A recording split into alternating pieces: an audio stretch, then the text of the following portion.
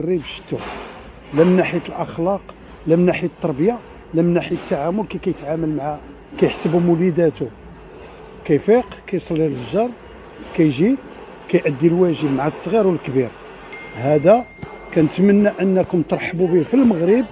سيدنا رحب به، ما خطره ما جوج ما ثلاثه، ولكن هذا كيبقى هرم بالنسبه للمغاربه. ما بغى من المغرب والو، ولكن بغى باش نشجعوه. سعيد البدوي احسن مدرب في التاريخ اللي كنعترفوا به، الناس كلها كتعرفوا على خارج المغرب وحتى في المغرب.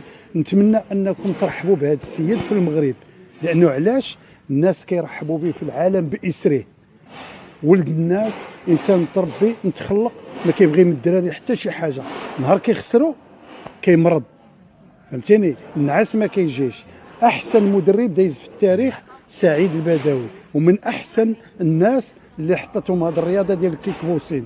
كان ندير واحد النداء، الناس اللي في المغرب والمهتمين بهذه الرياضه، رحبوا بهذا السيد. ماشي محتاجكم ترحبوا به، لا، ولكن عطيوه واحد كلمه حق في حقه. عطيوه كلمه حق في حقه.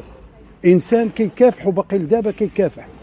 ترينا بالدراري عندهم 8 سنين 7 سنين، رباهم، سافر معاهم، سمح في ولادو، وكلهم، شربهم، عطى من جيبو حتى ردهم ابطال. وكيعطاهم الناس الفلوس الصحيحه باش يلعبوا على هولندا وعلى بلايص اخرين. ما بغاش، كيقول لهم بلادي هي المغرب، بلادي هي المغرب. ما حدنا حنا كاينين هنا كمغاربه، الرايه في الدم ديالنا. وهانتم كتشوفوا النتيجه ديال سعيد، ديال حميشه وديال جمال، ما شاء الله، لعامين ونص جا عند سعيد رابح بالكاو. كنتمنى انكم الله يجازيكم بخير.